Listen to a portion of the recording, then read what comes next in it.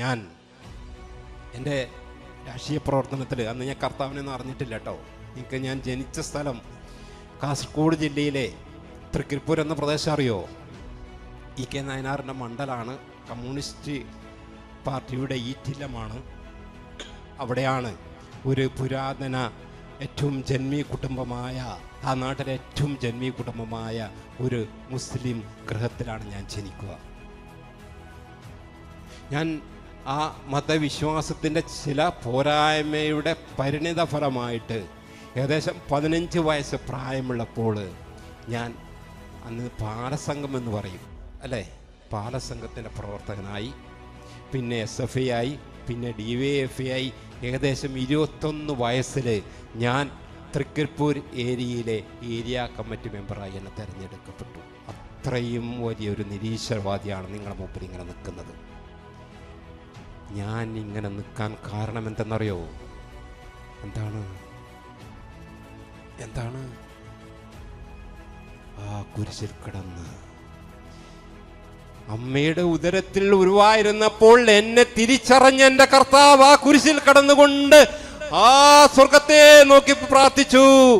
ഈ പയ്യൻ ചെയ്യുന്നതെന്ന് ഇവൻ അറിയുന്നില്ല, ഓ സ്വർഗമേ ഇവനോട് നീ ക്ഷമിക്കണമേ എന്ന ഒരൊറ്റ പ്രാർത്ഥനയുടെ ശക്തി കൊണ്ടാണ് ഞാൻ ഇന്ന് ഇവിടെ ആയിരിക്കുക. ഹല്ലേലൂയാ, ഹല്ലേലൂയാ. പ്രിയപ്പെട്ടവരെ, അന്ന് അവിടെ ക്രിസ്ത്യാനികൾ എന്ന് പറയാൻ, എൻ്റെ നാട്ടിൽ ക്രിസ്ത്യാനികൾ എന്ന് പറയാൻ ആരുമില്ല. പിന്നെ 6 മാസത്തേക്ക് ഈ തിരുവനന്തപുരം, കൊല്ലം, ആലപ്പുഴയിൽ നിന്നൊക്കെ മീൻ പിടിക്കാൻ മത്സ്യബന്ധനത്തിന് വേണ്ടിയിട്ട് അവിടെ തമ്പടിക്കുന്ന കുറച്ച് പേര് വരും. ഞങ്ങൾ അവരെ ചേട്ടന്മാരെന്ന് പറയും. ഇന്നവിടെ പള്ളിയൊക്കെ ഉണ്ട് കേട്ടോ. ഇന്ന് തൃക്കരിപ്പൂരുണ്ട്, പയ്യന്നൂരിലുണ്ട്, അങ്ങനെ കാഞ്ഞങ്ങാട് ഭാഗത്തൊക്കെ പള്ളികളുണ്ട്. പക്ഷെ അന്ന് ആരും ഉണ്ടായിരുന്നില്ല. പ്രിയപ്പെട്ട ദൈവമക്കളെ, അങ്ങനെ അവരും ഞങ്ങളും എന്നും സ്റ്റണ്ടായിരുന്നു. ഈ 6 മാസവും പോലീസ് കേസും അടിയും കുത്തൊക്കെ നടക്കും. അങ്ങനെ ഒരു രാത്രിയിൽ പാർട്ടി തീരുമാനിച്ചു, ആ രാത്രി ഞാനും എൻ്റെ സഖാക്കളും ആ ഒറ്റ രാത്രിയിൽ അവർ പ്രാർത്ഥിക്കാൻ താൽക്കാലികമായി കെട്ടി ഉയർത്തിയ, ഓല കൊണ്ട് മെടഞ്ഞ് കെട്ടി ഉയർത്തിയ ഒരു ചാപ്പല് ഒറ്റ രാത്രി കൊണ്ട് തീ വെച്ച് നശിപ്പിച്ച ഒരു പാപി നിങ്ങളുടെ മുമ്പിൽ ഇങ്ങനെ വന്ന് നിൽക്കണമെങ്കിൽ ഞാൻ പറയും, അത് എൻ്റെ യോഗ്യത കൊണ്ടല്ല, എൻ്റെ മഹത്വം കൊണ്ടല്ല, മറിച്ച് എന്നെ അറിയുന്ന ജീവിക്കുന്ന കർത്താവ് അന്ന് ആ 2000 വർഷം മുമ്പ് ആ കുരിശിൽ കടന്നുകൊണ്ട്, ഓ ദൈവമേ ഈ പാപിയോട് നീ ക്ഷമിക്കണമേ, ഇവൻ ചെയ്യുന്നതെന്ന് ഇവൻ അറിയുന്നില്ല എന്ന ശക്തമായ പ്രാർത്ഥനയുടെ പരിണിത ഫലമാണ് ഞാൻ ഇന്ന് നിങ്ങളുടെ മുമ്പിൽ ഇങ്ങനെ നിൽക്കുന്നത്. ഹല്ലേലൂയാ. ഈ ഒരു ബോധ്യം നമുക്ക് വേണം, ഈ ഒരു ബോധ്യം നമുക്ക് വേണം. ഈ ബോധ്യം നഷ്ടപ്പെടുത്തുന്നത് കൊണ്ടാണ് നാം ചെയ്തു കൂട്ടിയ പാപങ്ങൾ വീണ്ടും വീണ്ടും വീണ്ടും വീണ്ടും കുമ്പസാര കൂട്ടിൽ പോയിട്ട് ഏറ്റു പറയുന്നത്. ഞാൻ ശരിക്ക് നിങ്ങളുടെ മുമ്പിൽ ഇങ്ങനെ നിൽക്കേണ്ട ഒരു വ്യക്തിയൊന്നുമല്ല. ഞാനൊരു ഇസ്ലാം മതവിശ്വാസത്തിൽ ജനിച്ച് ഒരു നിരീശ്വരവാദിയായിട്ട് വളർന്ന് ചെയ്യാൻ പറ്റുന്ന എല്ലാ തെമ്മാടിത്തരങ്ങളും ചെയ്തൊരു വ്യക്തിയാണ്. പ്രിയപ്പെട്ടവരെ, ഞാൻ അങ്ങനെ ദൈവത്തേക്കെ അറിഞ്ഞിട്ട് ബൈബിൾ കോളേജിൽ പഠിച്ചുകൊണ്ടിരിക്കുകയാണ്. ഞാൻ ഈ കുമ്പസാരത്തിൻ്റെ വില അറിയാൻ വേണ്ടി പറയുകയാണ്. അപ്പം ഞാൻ നേരത്തെ പറഞ്ഞു, എനിക്ക് ചെയ്യാൻ പറ്റുന്ന എല്ലാ തെമ്മാടിത്തരവും എല്ലാ ക്രൂരതയും ഞാൻ ചെയ്തിട്ടുണ്ട്.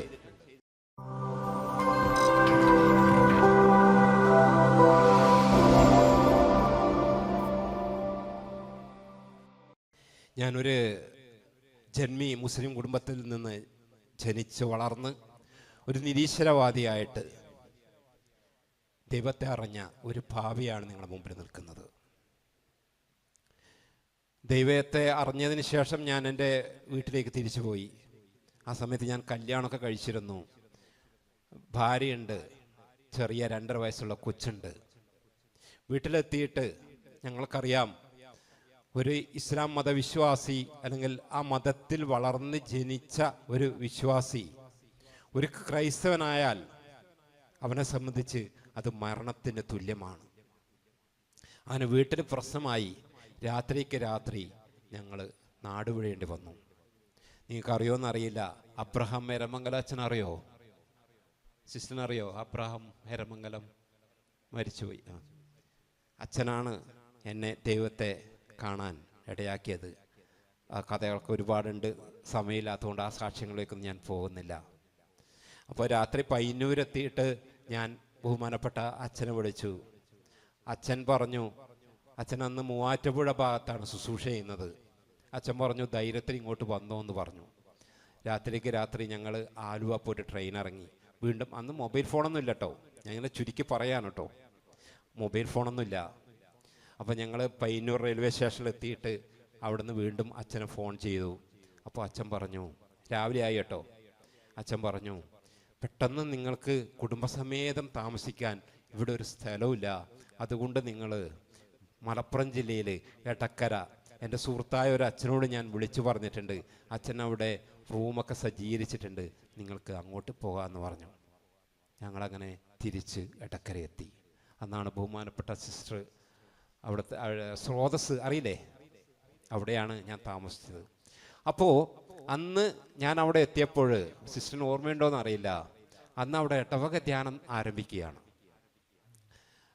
ജോൺ പനച്ചിപ്പറമ്പിൽ അച്ഛനാണ് വികാരി അച്ഛൻ, അച്ഛനറിയില്ലേ? Praise Lord. അപ്പോൾ അച്ഛൻ പറഞ്ഞ് നിങ്ങൾക്ക് സമ്മതമാണെങ്കിൽ നിങ്ങൾക്ക് ധ്യാനത്തിൽ പങ്കെടുക്കാം. അന്ന് ശാലോമിലെ ബഹുമാനപ്പെട്ട സന്തോഷ് ബ്രദർ അല്ലേ, ബ്രദറിൻ്റെ സന്തോഷ് ബ്രദർ അല്ല സോറി പ്രകാശം ബ്രദറാണ് ധ്യാനം നയിക്കുന്നത്. അപ്പം ഞങ്ങളുടെ രണ്ടാമത്തെ ധ്യാനം. അപ്പം ഞാൻ നേരത്തെ പറഞ്ഞു എനിക്കോ എൻ്റെ ഭാര്യക്കോ ഈശോനെക്കുറിച്ച് ഒന്നും അറിയില്ല കേട്ടോ. ഞങ്ങൾ ഈശോൻ്റെ ഒരു രൂപം പോലും കണ്ടിട്ടില്ല. കണ്ടത് പിന്നെ ഡിവൈൻ ധ്യാന കേന്ദ്രത്തിൽ വെച്ചാണ്. ഡിവൈൻ ധ്യാന കേന്ദ്രം കഴിഞ്ഞതിന് ശേഷം രണ്ടാമത്തെ ധ്യാനമാണ് ഈ മുപ്പനിയിൽ സ്രോതസ്സിൽ വെച്ച് ഇടവക ധ്യാനത്തിന് ഞങ്ങൾ പോകുന്നത്. അപ്പോൾ രാത്രിയാണ് ധ്യാനം അവസാനിക്കുന്നത്. അപ്പോൾ ഈ ക്ലാസ്സൊക്കെ കഴിഞ്ഞിട്ട് ഇതുപോലത്തെ ഇത് ഒന്നും എനിക്കറിയില്ല കേട്ടോ, ഇതിൻ്റെ പേരൊന്നും എനിക്കറിയില്ല. ഇങ്ങനെ ഒരു വലിയൊരു ടേബിളിൽ ഒരു വലിയ ട്രോഫി പോലത്തെ ഒരു സാധനം വെച്ചിട്ട് അവിടെ വീണ്ടും ആരാധന തുടങ്ങി. അപ്പോൾ അത് ഞാൻ ഡിവൈൻ ധ്യാന കേന്ദ്രത്തിൽ വെച്ച് കണ്ടിട്ടുണ്ട്. അപ്പോൾ ഞാൻ ഇങ്ങനെയാണ് കാണുന്നത്, ഡിവൈൻ ധ്യാന കേന്ദ്രത്തിൽ ഇങ്ങനെ കർത്താവിനെ ദൈവത്തെ എഴുന്നള്ളിച്ച് വെക്കുക അപ്പത്തിൻ്റെ രൂപത്തിലാണ്. പക്ഷേ ഞാൻ ഈ സ്രോതസ് ഇടവക ധ്യാന കേന്ദ്രത്തിൽ ഇങ്ങനെ ഈ രൂപം എഴുന്നള്ളിച്ച് വെച്ചപ്പോൾ ഞാൻ കാണുന്നത് ഒരു ഫോട്ടോയാണ്. ഇങ്ങനെ ഹൃദയമൊക്കെ തുറന്നു പിടിച്ച് എന്നെ നോക്കി ചിരിക്കുന്ന ഒരു ദൈവം. അപ്പോൾ ഞാൻ ഇങ്ങനെ കരുതി ഡിവൈൻ ധ്യാന കേന്ദ്രത്തിൽ ദൈവത്തെ എഴുന്നള്ളിച്ച് വെക്കുക അപ്പത്തിൻ്റെ രൂപത്തിലാണ്, ഈ എടക്കരിയിലെ ജനങ്ങൾ ദൈവത്തെ എഴുന്നള്ളിച്ച് വെക്കുക ഈ ഫോട്ടോയുടെ രൂപത്തിലാണ്. അങ്ങനെ ഈ ആരാധന കഴിയുന്നതിന് തൊട്ട് മുമ്പ് ബഹുമാനപ്പെട്ട പ്രകാശം ബ്രദർ അനൗൺസ്മെൻ്റ് ചെയ്തു, ഈ കൂട്ടത്തിൽ ഒരു മകൻ ജീവിക്കുന്ന കർത്താവിനെ കണ്ടുകൊണ്ടിരിക്കുന്നു, ആ മകനെ എഴുന്നേറ്റ് സാക്ഷ്യപ്പെടുത്താൻ പറഞ്ഞു. അപ്പോൾ എല്ലാവരും ഇങ്ങനെ ചുറ്റും നോക്കി, ഞാനും ചുറ്റും നോക്കി, ആ ഭാഗ്യവാനെന്ന് കാണണ്ടേ.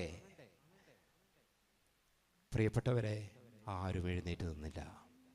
ഇങ്ങനെ 4-5 തവണ ഈ ബ്രദർ ഇങ്ങനെ വിളിച്ചു പറഞ്ഞു, ആരും എഴുന്നേറ്റ് നിൽക്കുന്നില്ല.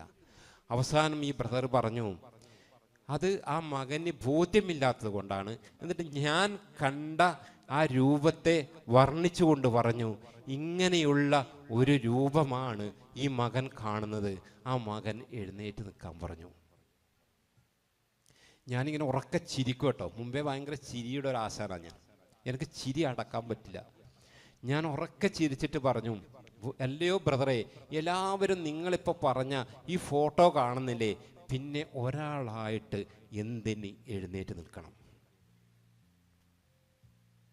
അപ്പോൾ ഈ ബ്രദർ പറയുകയാണ്, നീ കാണുന്നുണ്ടോ ബ്രദറെ? ഞാൻ പറഞ്ഞു, നിങ്ങൾ ഈ പ്രാർത്ഥന തുടങ്ങിയത് മുതൽ ഞാൻ ഈ ഫോട്ടോ കാണുന്നുണ്ട്.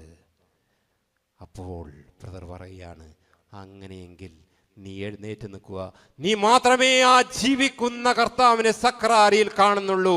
പ്രിയപ്പെട്ട ദൈവമക്കളെ, ഒന്ന് എഴുന്നേറ്റ് നിന്നേ. കണ്ണുകളടച്ചേ.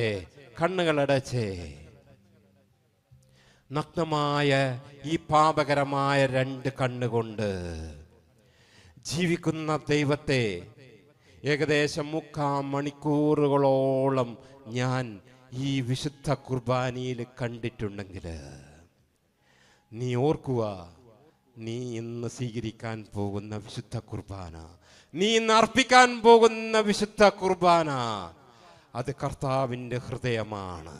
കർത്താവിൻ്റെ ഹൃദയമാണ്. ലോകത്തിൽ ഇന്ന് വരെ 100ഓളം സഭ അംഗീകരിച്ച 100ഓളം ഓസ്തിയിലെ അത്ഭുതങ്ങൾ സഭ അംഗീകരിച്ചപ്പോൾ അത് ടെസ്റ്റ് ചെയ്ത നിരീശ്വരവാദിയായ മരിയോ ബെസ്റ്റോ എന്ന ശാസ്ത്രജ്ഞൻ പറഞ്ഞു, തീർച്ചയായിട്ടും ഈ ഓസ്തിയിൽ കാണുന്നത് ഞെരുങ്ങി അമർന്ന് വേദനിച്ച ഒരു മനുഷ്യന്റെ ഹൃദയത്തിന്റെ പേശിയാണ്. പ്രിയപ്പെട്ടവരെ, നാം ഇന്ന് അർപ്പിക്കുന്ന വിശുദ്ധ കുർബാന, തുടർന്ന് നടക്കുന്ന വിശുദ്ധ ആരാധന, അത് ഈശോയാണ്. ഈശോയുടെ തിരുഹൃദയത്തിന് മുമ്പിലാണ് നാം നിൽക്കുന്നത് എന്നൊരു ബോധ്യം മനസ്സിലേക്ക് വരുത്തി രണ്ട് കൈകളും ഉയർത്തി ഒന്ന് സ്തുതിച്ച മക്കളെ. ഹല്ലേലൂയ, ഹല്ലേലൂയ, ഹല്ലേലൂയ, ഹല്ലേലൂയ, ഹല്ലേലൂയ, ഹല്ലേലൂയ. പരിശുദ്ധാത്മാവ് നിന്റെ തലയുടെ മുകളിലൂടെ സഞ്ചരിക്കുന്ന നിമിഷം, പരിശുദ്ധാത്മാവ് നിന്റെ തലയിലൂടെ സഞ്ചരിക്കുന്ന നിമിഷം, പരിശുദ്ധാത്മാവ് നിന്നെ കഴുകുന്ന നിമിഷം, നിനക്ക് ജീവൻ നൽകാൻ വേണ്ടിയിട്ട് ഇതാ പരിശുദ്ധാത്മാവ് ഇന്ന് ഇവിടെ ഈ തിരുമണിക്കൂറിൽ നിന്നോടൊപ്പമായിരിക്കുന്നു.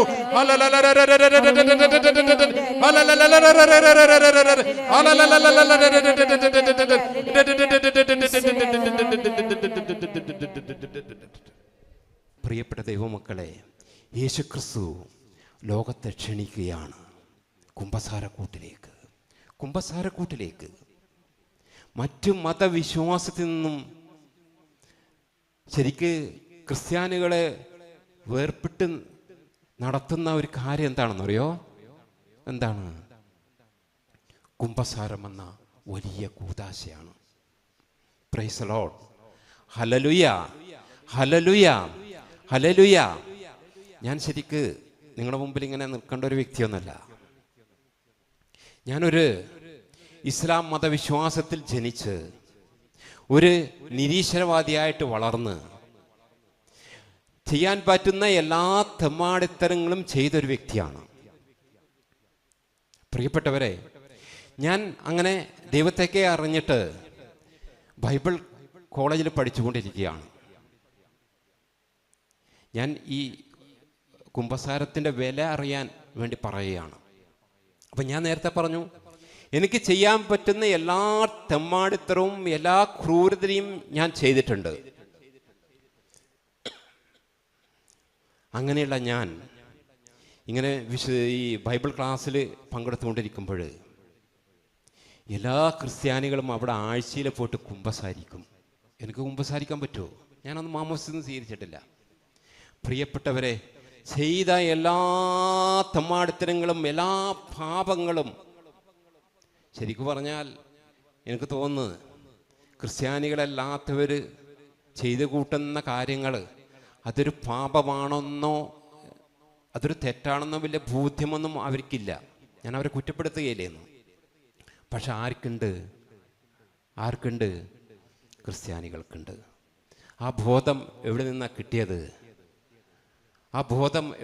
കിട്ടിയത്? എന്തിനാ ക്രിസ്തു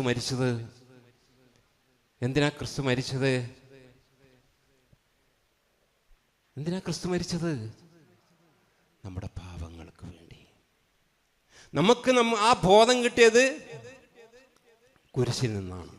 എന്നാൽ പ്രിയപ്പെട്ടവരെ, ഒരുപാട് തിന്മ ചെയ്ത എൻ്റെ മനസ്സിങ്ങനെ നീറും.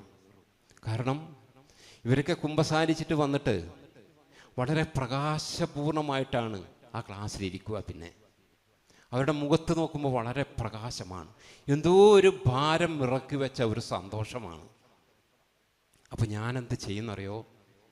ഈ പെരിന്തൽമണ്ണക്കടുത്ത് ഒരു വർഗീസ ചായൻ അന്ന് എൻ്റെ കൂടെ പഠിച്ചിരുന്നു. അദ്ദേഹം മരിച്ചുപോയി. പ്രിയപ്പെട്ടവരെ, അദ്ദേഹം കുമ്പസാരിച്ച് തിരിച്ചു വരുമ്പോൾ ഞാൻ അദ്ദേഹത്തിൻ്റെ കൈ ചെന്ന് പതുക്കെ പിടിക്കും. പ്രിയപ്പെട്ട ദൈവമക്കളെ, ഞാൻ ഇങ്ങനെ പറയും, ഞാൻ ഇന്ന് അനുഭവിക്കുന്നുണ്ട്. ഒരുങ്ങി നല്ലൊരു കുമ്പസാരം നമ്മൾ നടത്തിക്കഴിഞ്ഞാൽ തീർച്ചയായിട്ടും നമ്മുടെ ശരീരത്തിൽ ഒരു വാൾ കടന്നു പോകും.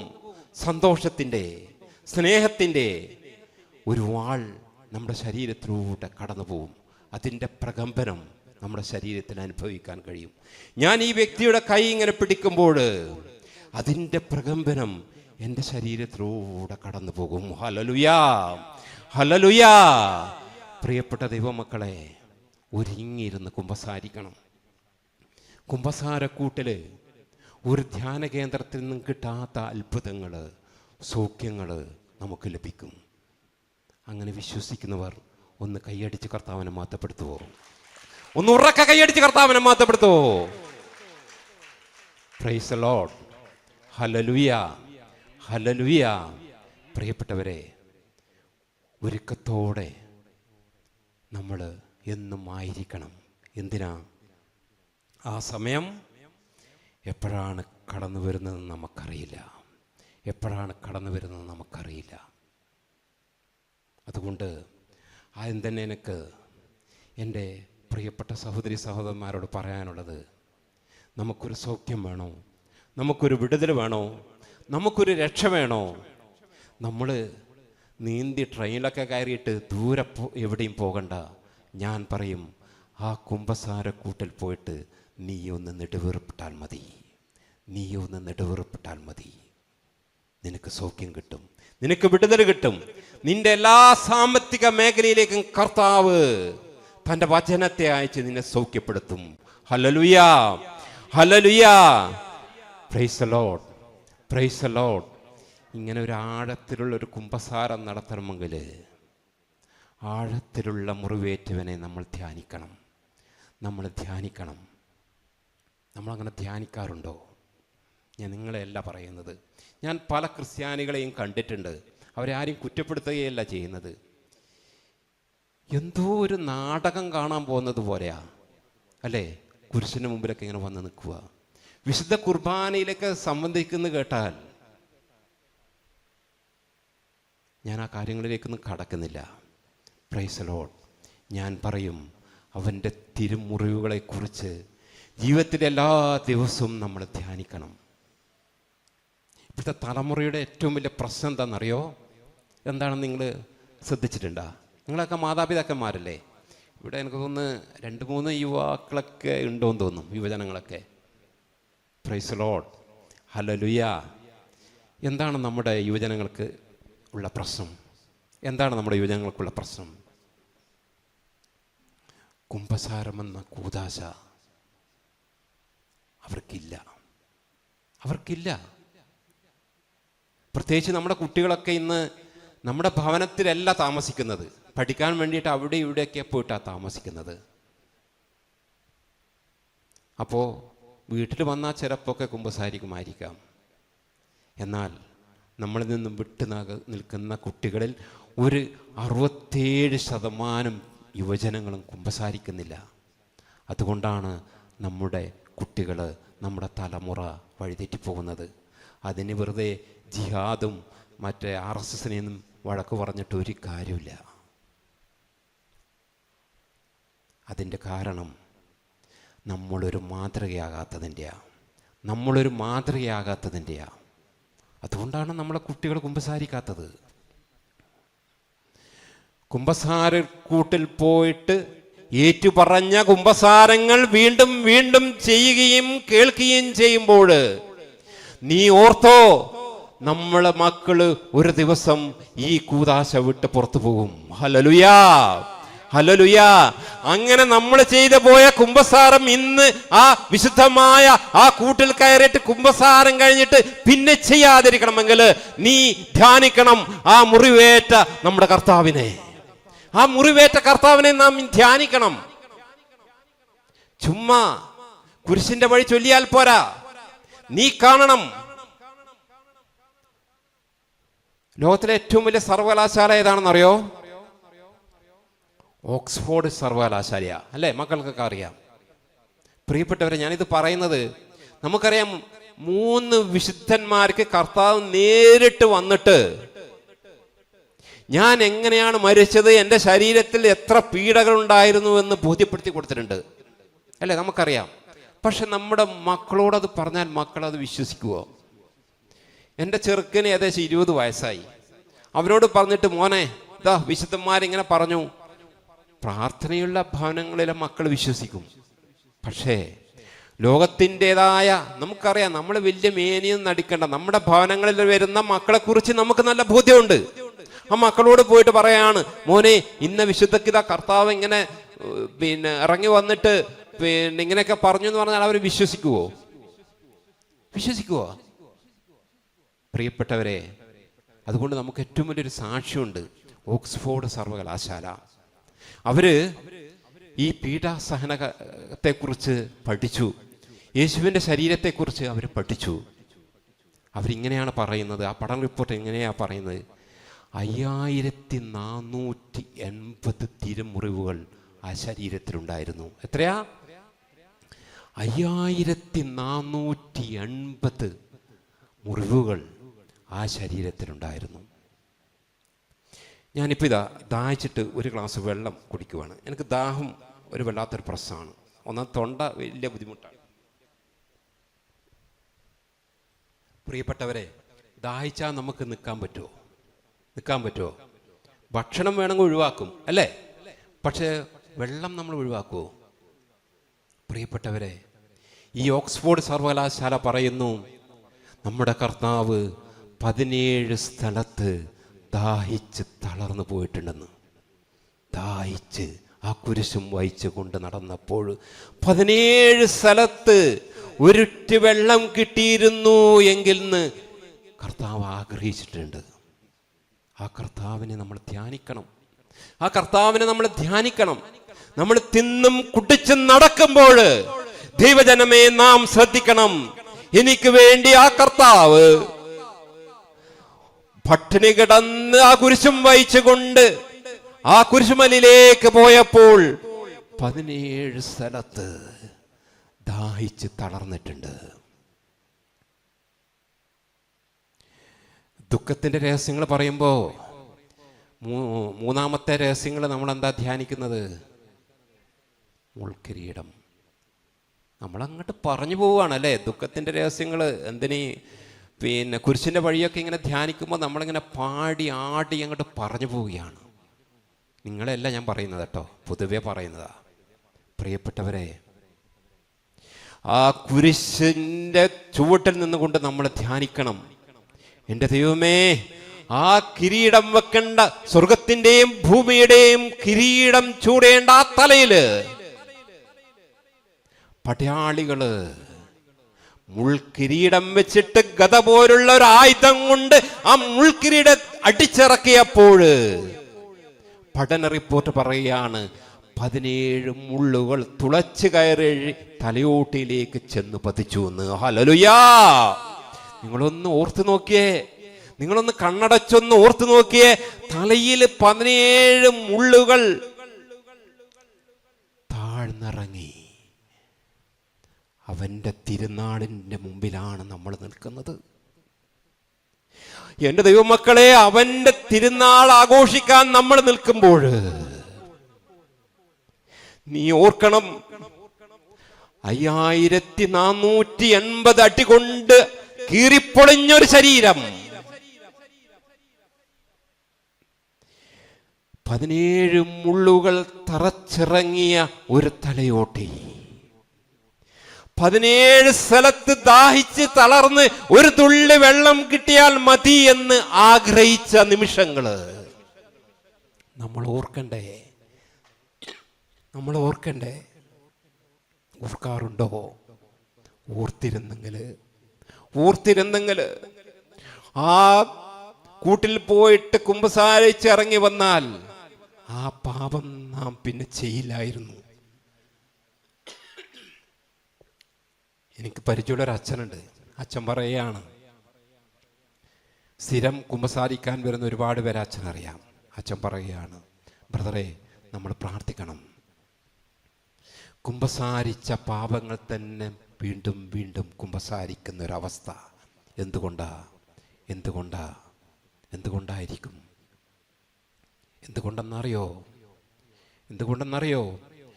ഏകദേശം 200-350 പടയാളികൾ ആ കുരിശും വഹിച്ചു പോകുന്ന കർത്താവിന്റെ കൂടെ ഉണ്ടായിരുന്നു. 50 കുതിരപ്പടയാളികൾ കർത്താവിനെ അനുഗമിച്ചിരുന്നു.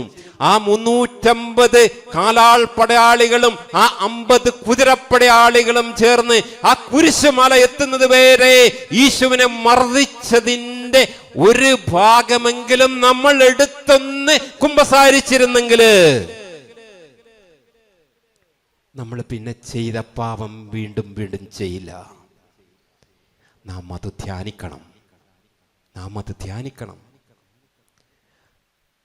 പ്രിയപ്പെട്ട ദൈവമക്കളെ, നമുക്കറിയാം യേശുവിനെ കുരിശിൽ തറച്ചത് ഒരു മുൻകൂട്ടി പ്ലാൻ ചെയ്തിട്ടൊന്നുമല്ല, അല്ലേ? ശരിക്കും ആരെയാണ് അന്ന് കുരിശിൽ തറക്കേണ്ടത്? ബറാബാസിനെ. ഇങ്ങനെയാണ് ദൈവിക ശാസ്ത്രജ്ഞന്മാർ പറയുന്നത്. കുരിശിന്റെ തൂക്കം നോക്കുന്ന പറയുന്നത്. ആളുടെ തൂക്കം അനുസരിച്ച് കുരിശിന്റെ തൂക്കം നോക്കും. ഇപ്പൊ 50 കിലോ ഉള്ള ഒരാൾക്ക് 25 കിലോ കുരിശ് മരം കൊണ്ടുപോയി കുരിശടിച്ചാൽ അതിൽ ആള് നിൽക്കുവോ? ഇല്ല. അപ്പൊ ബറാബാസിനെ നിങ്ങൾ ഫോട്ടോയിലൊക്കെ കണ്ടിട്ടുണ്ടോ? ഞാൻ ഇങ്ങനെ ചിത്രമൊക്കെ വരച്ച് കണ്ടിട്ടുണ്ട്, അല്ലേ? നല്ല തട്ടിമാടനായ ഒരു മനുഷ്യൻ. ഏകദേശം എനിക്കൊന്നും ഒരു 125 കിലോയെങ്കിലും ബറാബാസ് കാണും. എന്നാൽ യേശു ക്രിസ്തു ഉണങ്ങിപ്പോയൊരു മനുഷ്യൻ, അല്ലേ? ആ ബറാബസിനെ തൂക്കാൻ വെച്ച തൂക്കെടുത്ത ആ കുരിശാണ് ആരേറ്റിയത്? നമ്മുടെ കർത്താവ് ഏറ്റിയത്. ആ 10 മടങ്ങ് ഭാരമുള്ള കുരിശും വഹിച്ചുകൊണ്ട് ഗാഗുൽത്താ മലയിലേക്ക് നമ്മുടെ കർത്താവ് പോയപ്പോൾ ആ കുരിശ് വഹിച്ച 2 ചുമലുകളും ആ ഭാഗം ഞെരിഞ്ഞമർന്ന് പേശികൾ ബലക്ഷയം സംഭവിച്ചു എന്ന് ഓക്സ്ഫോർഡ് സർവകലാശാല പറയുന്നു. ഞാൻ കോഴിക്കോടേക്ക് ഒരു യാത്ര പോയിരുന്നേ, കടലുണ്ടി ധ്യാന കേന്ദ്രത്തിലെ. അപ്പോൾ ഈ യാത്ര ചെയ്താൽ എനിക്ക് ചെറിയൊരു പ്രശ്നം വരും, അതിൻ്റെ ഒരു ബുദ്ധിമുട്ട് എനിക്കുണ്ട്. Praise lord, hallelujah.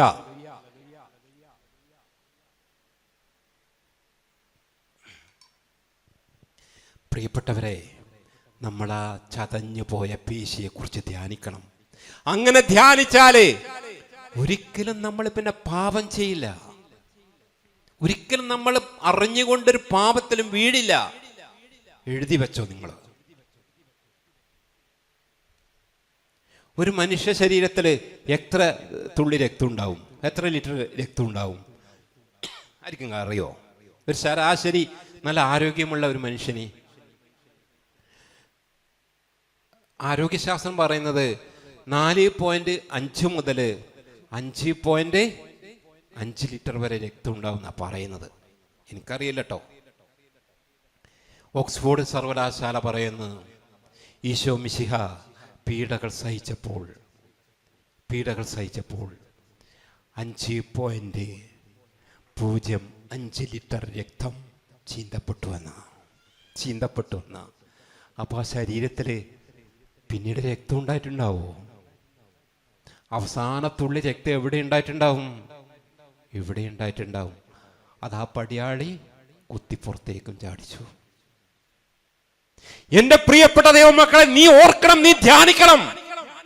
എനിക്ക് വേണ്ടി എന്റെ കർത്താവ് ഈശോ മിശിഹ ആ ഗാഗുൽത്താ മലയിൽ വെച്ചിട്ട് ആ അവസാന തുള്ളി രക്തവും എനിക്ക് വേണ്ടി ചെരിഞ്ഞു എന്ന്. അങ്ങനെ ചെരിഞ്ഞ് ആ ധ്യാനിച്ച ആ രക്തത്തെ കുറിച്ച് ധ്യാനിച്ചാല് പിന്നെ നമ്മള് ആ കുമ്പസാരക്കൂട്ട് പോയി ഏറ്റു പറഞ്ഞ ആ ഒരു പാപം വീണ്ടും പറയാൻ കുമ്പസാരക്കൂട്ടിൽ നാം ചെല്ലില്ല. അങ്ങനെ ഉറപ്പുണ്ടോ? ഉറപ്പുള്ളവർ ഒന്ന് കൈയടിച്ച് കർത്താവിനെ മാറ്റപ്പെടുത്തിയേ. ഒന്ന് ഉറക്ക കൈയടിച്ച് കർത്താവിനെ മാറ്റപ്പെടുത്തിയേ. Price lord, hallelujah. നമ്മൾ ധ്യാനിക്കണം മക്കളെ. ഞാൻ പറഞ്ഞു, ഒരു തുള്ളി ദാഹത്തിന് വേണ്ടി 17, ഒരു തുള്ളി ജലത്തിന് വേണ്ടി 17 സ്ഥലത്ത് ദാഹിച്ച് ചുറ്റും നോക്കിയ കർത്താവിന് വേണ്ടിയിട്ട് ഒരു നേരത്തെ ഭക്ഷണമെങ്കിലും, ഒരു ഗ്ലാസ് വെള്ളമെങ്കിലും, ഓ ദൈവമേ, ഞാൻ ഇന്ന നിയോഗത്തിന് വേണ്ടിയിട്ട് ഇതാ ഞാൻ മാറ്റുന്നു എന്ന്, അല്ലെങ്കിൽ ഇന്ന പാപം ഞാൻ എൻ്റെ ദൈവമേ, ഞാൻ തുടരെ ചെയ്യുന്നു. ആ പാപം എൻ്റെ ജീവിതത്തിൽ നിന്നും വിട്ടുപോകാൻ ഞാനിതാ ഒരു നേരത്തെ ഭക്ഷണം, അല്ലെങ്കിൽ ഞാൻ ഒരു നേരത്തെ വെള്ളം ഞാൻ ഒഴിവാക്കുന്നു എന്ന് നമ്മൾ ധ്യാനിച്ചിരുന്നെങ്കിൽ ഈ പാപമൊന്നും നാം ചെയ്യില്ല. ഈ പാപങ്ങളൊന്നും അധികം നമ്മൾ ചെയ്യില്ല. അറിയാതെ ചെയ്യുന്ന ഒരുപാട് പാപങ്ങളുണ്ട്. പക്ഷെ നമ്മൾ അറിഞ്ഞുകൊണ്ട് എത്ര പാപങ്ങൾ ചെയ്യുന്നു.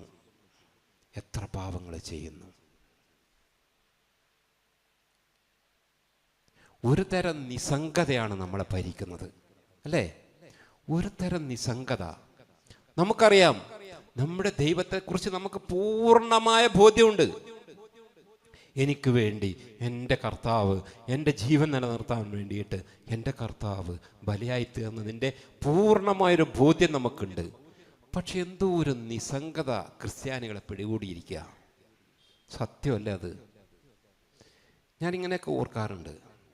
നമ്മുടെ ഒരു രാഷ്ട്രീയ പാർട്ടിക്കാരനെ ഇപ്പോൾ ഇവിടെ ഇന്ന് രാത്രി ഏതെങ്കിലും ഒരു രാഷ്ട്രീയ പാർട്ടിക്കാരനെ ഇവിടെ ഇൻക്ലാബ് വിളിക്കാൻ വേണ്ടിയിട്ട് അനുവാദം കൊടുത്തില്ലെങ്കിൽ എന്തായിരിക്കും ആ ഒരു രാത്രി, അല്ലേ? നമ്മൾ പ്രതികരിക്കില്ലേ? പ്രതികരിക്കും. പക്ഷേ ഞാനൊരു ഉദാഹരണം പറയുകയാണ്.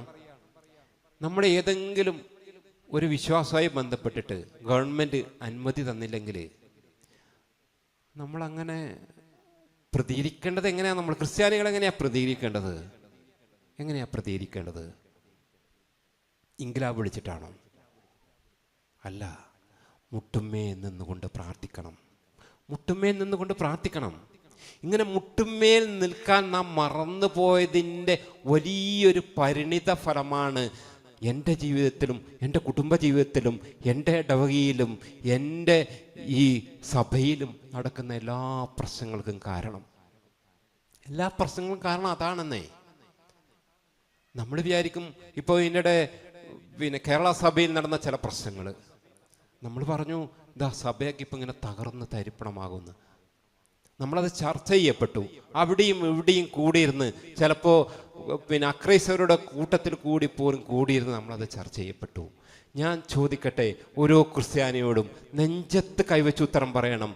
ആ ഒരു പ്രശ്നം വന്നപ്പോൾ, അല്ലെങ്കിൽ ഏതെങ്കിലും ഒരു പ്രശ്നം സഭയെ നേരിടുമ്പോൾ ആ പ്രശ്നം സ്വർഗത്തിലേക്ക് കൊടുത്തുകൊണ്ട്, ഓ സ്വർഗമേ, നീ ആ പ്രശ്നത്തിന് മേൽ കരുണയായിരിക്കണമേ എന്ന് ഒരു തവണയെങ്കിലും നെഞ്ചത്തടിച്ച് പ്രാർത്ഥിച്ച ക്രിസ്ത്യാനികൾ എത്ര പേരുണ്ട് എന്ന് ഞാൻ ചോദിച്ചാൽ, ഞാൻ കൈവക്കാൻ പറയുന്നില്ല, വളരെ 1-2 ചിലപ്പം സിസ്റ്റർമാരൊക്കെ ഉണ്ടാവും. ഒരു തരം നിസ്സംഗത, എല്ലാം കണ്ടും കേട്ട് നിന്നിട്ട് മാറി നടക്കുന്ന ഒരു തരം നിസ്സംഗത. സഭയിലെന്നും പ്രശ്നങ്ങൾ ഉണ്ടായിട്ടുണ്ട്. എന്നൊക്കെ സഭയിൽ പ്രശ്നങ്ങൾ ഉണ്ടായിട്ടുണ്ടോ അന്നൊക്കെ സഭ വളർന്നിട്ടുണ്ട്. പാഷാണ്ഡത എന്നേക്കാളേറെ നിങ്ങൾക്കറിയാം, അല്ലേ? അന്ന് ലോകം എഴുതി ഇതാ കത്തോലിക്ക സഭ തകരാൻ പോകുന്നു. പ്രിയപ്പെട്ടവരെ, അന്ന് സഭയ്ക്ക് വേണ്ടി മുട്ടുമേൽ നിന്നുകൊണ്ട്, കുരിശിന്റെ കീഴിൽ നിന്നുകൊണ്ട് പ്രാർത്ഥിക്കാൻ വലിയൊരു സമൂഹം ഉണ്ടായിരുന്നു. അതുകൊണ്ട് ഒരു വിശുദ്ധൻ കാട്ടിൽ പോയിട്ട് മുട്ടുമേൽ നിന്ന് പ്രാർത്ഥിച്ചത് കൊണ്ടാണ് ഏറ്റവും സുന്ദരമായ ഒരു പ്രാർത്ഥന നമുക്ക് കിട്ടിയത്. എന്താണ് ആ പ്രാർത്ഥന എന്നറിയോ? ജപമാല പ്രാർത്ഥനയാ. അതെയാ സിസ്റ്ററെ? എത്രയും ദയുള്ള മാതാവേ എന്ന സുന്ദരമായ ഒരു പ്രാർത്ഥന,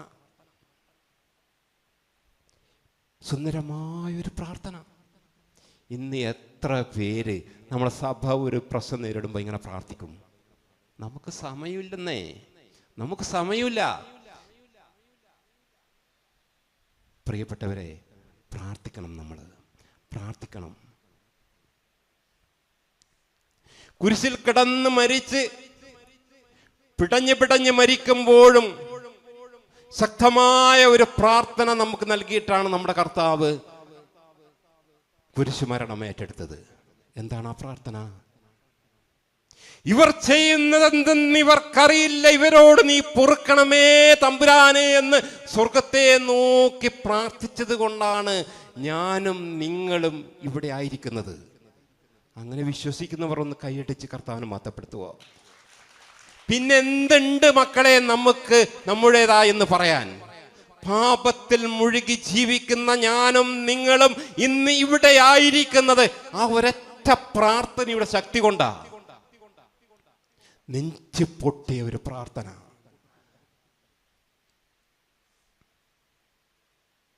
ഞാൻ നേരത്തെ പറഞ്ഞു, ഞാൻ നിങ്ങളുടെ മുമ്പിലായിരിക്കാൻ ഞാൻ യോഗ്യനല്ലെന്ന്. ഞാൻ യുവാവായിരിക്കുമ്പോൾ ഏറ്റവും വലിയ കമ്മ്യൂണിസ്റ്റുകാരനായിരുന്നു. DYFIയുടെ വലിയൊരു നേതാവായിരുന്നു. നിങ്ങൾക്കറിയാവുന്ന അറിയില്ല, പണ്ട് കാലത്ത് ഏകദേശം ഒരു 26 വർഷം മുമ്പ്, 27 വർഷം മുമ്പൊക്കെ ശരിക്ക് കമ്മ്യൂണിസ്റ്റ് അല്ലെങ്കിൽ നിരീശ്വരവാദികളെ ഏറ്റവും വലിയ ശത്രു ആരായിരുന്നു അറിയോ? ആരായിരുന്നു? ഉത്തരവില്ലേ? ക്രൈസ്തവ സഭയാ. ക്രിസ്ത്യാനികളായിരുന്നു ഏറ്റവും വലിയ ശത്രുത. അതാ ഞാൻ പറഞ്ഞത്, പ്രാർത്ഥിച്ചാൽ തകരാത്ത ചങ്ങലകളോ കോട്ടകളോ ഇല്ല. നിങ്ങൾക്കറിയോന്നറിയില്ല, ഞാനിവിടെ പറയുന്നത് ശരിയോ എന്നറിയില്ല. വിശുദ്ധനായ ഒരു മാർപ്പാപ്പ മുട്ടുമേ നിന്നുകൊണ്ട് തൻ്റെ ആടുകളോട് പറഞ്ഞു, സോവിയറ്റ് യൂണിയൻ എന്ന കിരാത ഭരണം ഈ ഭൂമിയിൽ നിന്നും മാറിപ്പോകാൻ ഓരോ ജപമാല, അതിന് വേറെ പേരിട്ടിട്ടൊക്കെയാണ് പറഞ്ഞത്, നിങ്ങൾ ഓരോ ജപമാല ചൊല്ലണം എന്ന് പറഞ്ഞു. പ്രിയപ്പെട്ടവരെ, ആ ഒരു ജപമാലയിൽ ഓരോ കുടുംബവും അണിചേർന്നപ്പോൾ ആ കിരാതമായ രാഷ്ട്രം നിലംപൊത്തി. അതുപോലെ നമ്മുടെ ഭരിക്കുന്ന എന്ത് പ്രശ്നങ്ങളിലേക്കും ഇന്ന് മുട്ടുകുത്തിയിട്ട് കുരിശിന്റെ മുമ്പിൽ നിന്നുകൊണ്ട് ആ ജപമാലയെടുത്ത് ദൈവമേ, ഇതാ ഞാൻ എൻ്റെ മാതാവിൻ്റെ ഒപ്പം ചേർന്നുകൊണ്ട് പ്രാർത്ഥിക്കുന്നു എന്ന് പറഞ്ഞ് പ്രാർത്ഥിച്ചാൽ ആ ഒരു നിയോഗത്തിന്റെ മേൽ കർത്താവ് ഇറങ്ങി വരും എന്ന് ഉറപ്പുള്ളവർ ഒന്ന് കൈയടിച്ച് കർത്താവിനെ മഹത്വപ്പെടുത്തേ. Price the Lord. അപ്പൊ ഞാൻ എൻ്റെ രാഷ്ട്രീയ പ്രവർത്തനത്തിൽ അന്ന് ഞാൻ കർത്താവിനൊന്നും അറിഞ്ഞിട്ടില്ല കേട്ടോ. നിങ്ങൾക്ക് ഞാൻ ജനിച്ച സ്ഥലം കാസർഗോഡ് ജില്ലയിലെ തൃക്കരിപ്പൂർ എന്ന പ്രദേശം അറിയോ? EK നായനാറിൻ്റെ മണ്ഡലാണ്.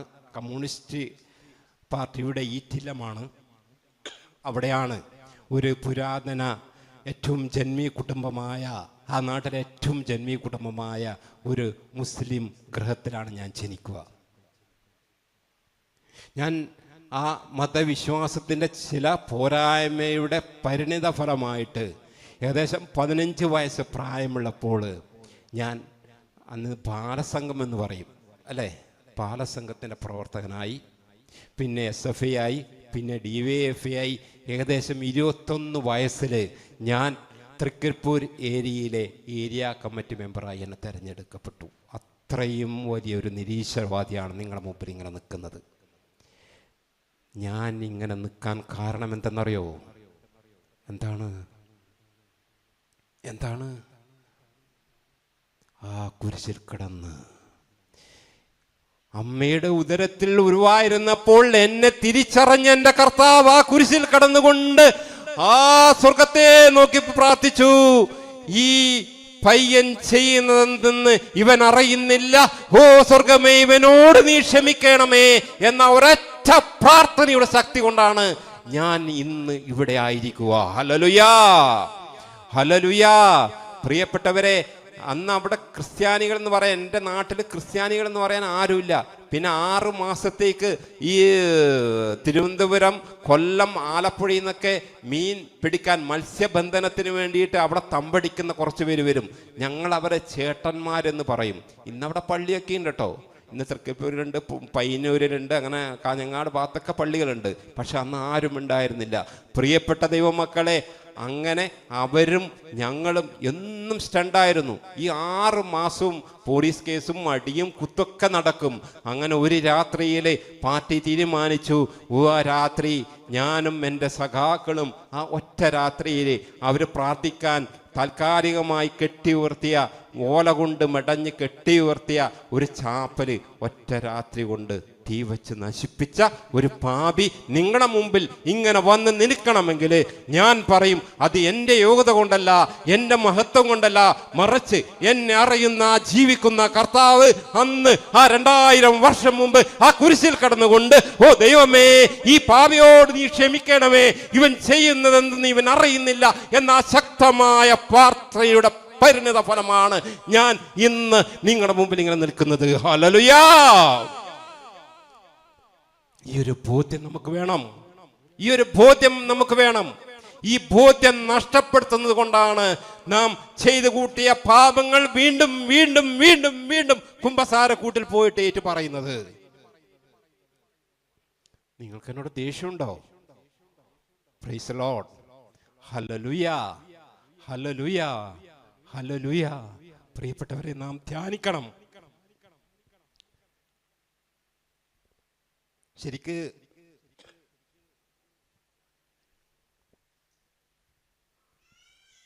ഈ ക്രിസ്ത്യാനെ കുറിച്ച് എനിക്ക് ചിരി വരുന്നൊരു സംഭവം ഉണ്ട്. എന്തെന്നറിയോ? ഞാൻ നിങ്ങളെ വഷളാക്കുന്നല്ല കേട്ടോ. ഇപ്പോൾ ഒരു ക്രിസ്മസ് വരുമ്പോൾ ക്രിസ്ത്യാനികളൊക്കെ എന്താ പറയാ, ആ ക്രിസ്മസിൻ്റെ എല്ലാ വരങ്ങളും ഏറ്റെടുക്കാൻ തയ്യാറാവും അല്ലേ? ഇത് നമ്മുടെ ക്രിസ്മസ് അല്ലേ? എന്തൊരു അഹങ്കാര പറയുന്നത്. സന്തോഷം. ഒരു ഈസ്റ്റർ വരുമ്പോൾ പറയും, അതിലും പങ്കുചേർന്നുകൊണ്ട് നമ്മൾ പറയും, ഇത് എൻ്റെ ഈസ്റ്റർ. ദുഃഖവെള്ളി, ദുഃഖവെള്ളി.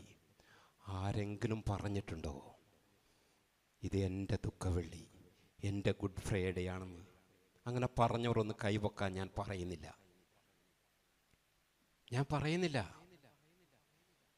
ഞാൻ പറഞ്ഞില്ലേ, ഒരു നിസ്സംഗത നമ്മളെ ഭരിക്കുന്നുണ്ട്. നിങ്ങൾ ഇന്ന് പോയി വീട്ടിൽ പോയി ആലോചിക്കണം, ഒരു നിസ്സംഗത എന്നെ ഭരിക്കുന്നുണ്ടോ? ഞാൻ പറയും, അങ്ങനെയെങ്കിലും നമ്മൾ കുമ്പസാരിക്കണം, അങ്ങനെയെങ്കിലും നമ്മൾ കുമ്പസാരിക്കണം. നിങ്ങൾ നോക്കി, ഈ നിസ്സംഗത നമ്മളായിട്ട് തുടങ്ങി വെച്ചതൊന്നല്ല കേട്ടോ. പ്രപ്പോത്തിയേറിയിലെ ആ കൽക്കെട്ടിയ ആ മതിലിൽ 2 കൈകളും ബന്ധിച്ച് നമ്മുടെ കർത്താവിനെ ചാട്ട കൊണ്ട്, ആ ചാട്ട എങ്ങനെയുള്ളതെന്നറിയോ? അതിന്റെ അറ്റത്ത് 3 ഇതളുകൾ ഉണ്ടായെന്നാ പറയുന്നത്. ആ ഇതളിന്റെ അറ്റത്ത് ലോഹത്തിന്റെ മൂർച്ചേറിയുള്ള കത്തി പോലത്തെ സാധനം ഘടിപ്പിക്കും. ചിലപ്പോ ഈ എല്ലിന്റെ പീസ്, നല്ല മൂർച്ചയുള്ള കഷ്ണങ്ങൾ ഘടിപ്പിക്കും. അങ്ങനെയുള്ള ചാട്ട കൊണ്ട് കർത്താവിനെ അടിക്കുമ്പോൾ അവിടെ കൂടി നിന്നവരിലെ വെറും പടയാളികളും യഹൂദ പ്രമാണിമാരും മാത്രമല്ല ഉണ്ടായിരുന്നത്. പിന്നെയോ, കണ്ണ് സുഖപ്പെട്ടവൻ, പാപം സുഖപ്പെട്ടവൻ, അത്ഭുതങ്ങൾ കണ്ടവരും കേട്ടവരും ആ ഗുരുവിന്റെ കൂടെ നടന്നവരും അവര് നിസ്സംഗതയോടെ നോക്കി നിന്നു. നിസ്സംഗതയോടെ നോക്കി നിന്നു. ആ നിസ്സംഗത അന്ന് മുതൽ തുടങ്ങിയതാ. ഈ പുരുഷന്മാർക്കൊക്കെ ഭയങ്കര ഒരു അഹങ്കാരമുണ്ട്, ഞാനടക്കമുള്ള പുരുഷന്മാർക്ക്. ഞങ്ങൾ കഴിഞ്ഞിട്ടേ സ്ത്രീകൾക്ക് സ്ഥാനമുള്ളൂ എന്ന് അല്ലേ? അങ്ങനെ ഉണ്ടോ? ഇവിടുത്തെ ഉണ്ടോയെന്ന് എനിക്കറിയില്ല. ഞാൻ ചിലപ്പോൾ ചില സ്ഥലത്തൊക്കെ പോകുമ്പോൾ അങ്ങനെ കാണാറുണ്ട്.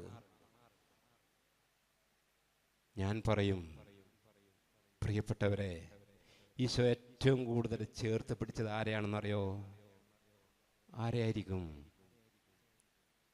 നിങ്ങൾക്ക് പറയാൻ പേടിയുണ്ടോ? സ്ത്രീകളെയാണ്. അത് എന്തുകൊണ്ടായിരിക്കാം? ഈശോക്ക് അറിയാമായിരുന്നു.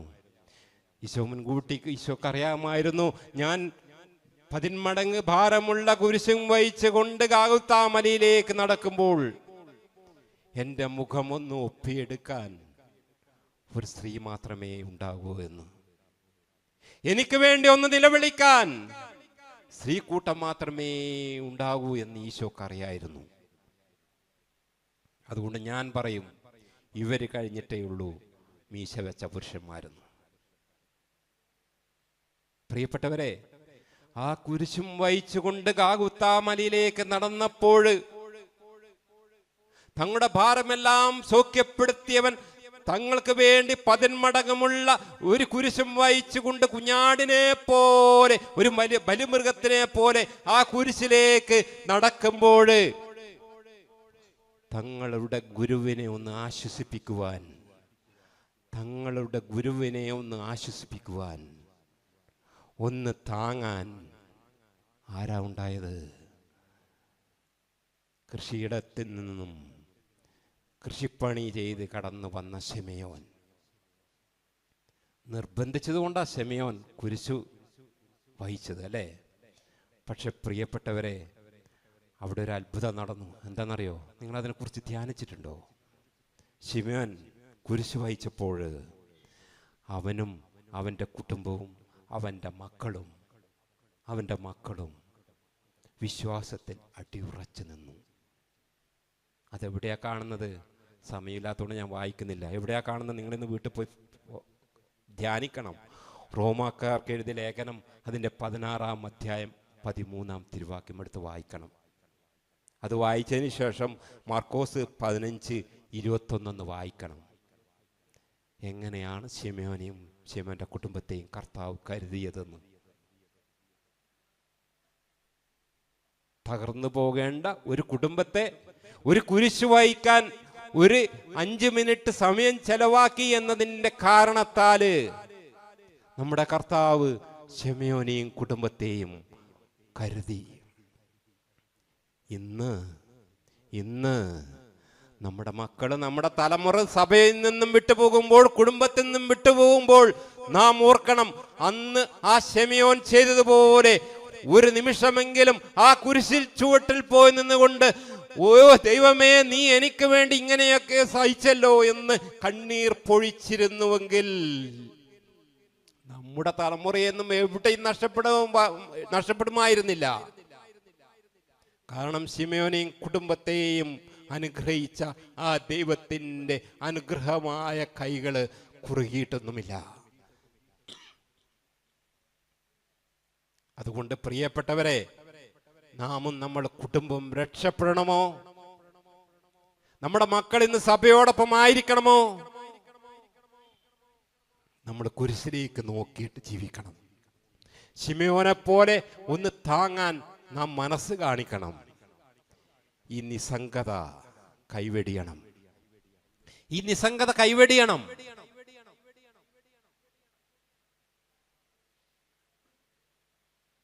എന്നാൽ നമ്മുടെ കുടുംബം രക്ഷപ്പെടും. ഇന്ന് ചില കുടുംബത്തിലേക്ക് നടക്കുന്ന ചില പ്രശ്നങ്ങളൊക്കെ കാണുമ്പോൾ സങ്കടാവും. പ്രത്യേകിച്ച് തൃശ്ശൂര്, എറണാകുളം ഭാഗത്തൊക്കെ നടക്കുന്ന ചില പ്രശ്നങ്ങൾ, എന്തിനീ കണ്ണൂരൊക്കെ നടക്കുന്ന ചില പ്രശ്നങ്ങൾ. വീട്ടിൽ നിന്ന് ചെറുക്കൻ രാവിലെ ബൈക്കിൽ ചെത്തി മിനുങ്ങിയിട്ട് ജോലിക്ക് പോയതാ. 3 മണിയാകുമ്പോൾ ബൈക്കിൻ്റെ പിന്നിൽ ഒരു പെണ്ണിനെയും കൊണ്ടുവന്നിട്ട് മമ്മിയോടും ഡാഡിയോടും പറയും, ഡാഡ്, ഇന്ന് മുതൽ ഇവളും ഇവിടെ താമസിക്കും. ഒരു ഒത്തുകല്യാണം നടന്നതിൻ്റെ കഥയാണ് ഞാൻ പറഞ്ഞത്. എന്തുകൊണ്ടാണ് നമ്മുടെ കുടുംബത്തിൽ ഇങ്ങനെ സംഭവിക്കുന്നത്? പഠിക്കാൻ വീട്ടിൽ നിന്നും ഇറങ്ങിപ്പോയ പെൺകുട്ടി 6-7 മണിയായിട്ട് കാണാതെ ടെൻഷൻ അടിച്ച് നടക്കുന്ന മമ്മിയും ഡാഡിയെയും വിളിച്ചിട്ട് അവൾ പറയും, ഡാഡ്, ഞാൻ ഇന്ന് മുതൽ ജാഫറിന്റെ കൂടെ താമസിക്കാൻ തുടങ്ങി എന്ന് പറയുന്നതിന്റെ കാരണം ശിമെയോനെ പോലെ ആ കുരിശൊന്ന് ചുമക്കാൻ നാം മറക്കുന്നതിന്റെ ഫലമായിട്ടാ. Praise the Lord. ഹല്ലേലൂയ, ഹല്ലേലൂയ, ഹല്ലേലൂയ. നമ്മളൊന്ന് കണ്ണുകളടച്ചേ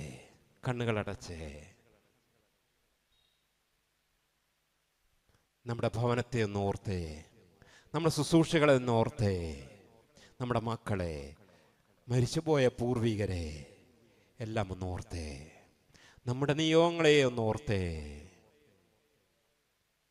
എന്നിട്ട് നീ ആ കുരിശും വഹിച്ചുകൊണ്ട്, 10 മടങ്ങ് ഭാരമുള്ള കുരിശും വഹിച്ചുകൊണ്ട് ഗാഗുൽത്താ മലയിലേക്ക് നടക്കുന്ന യേശു ക്രിസ്തുവിനൊന്ന് കണ്ടേ.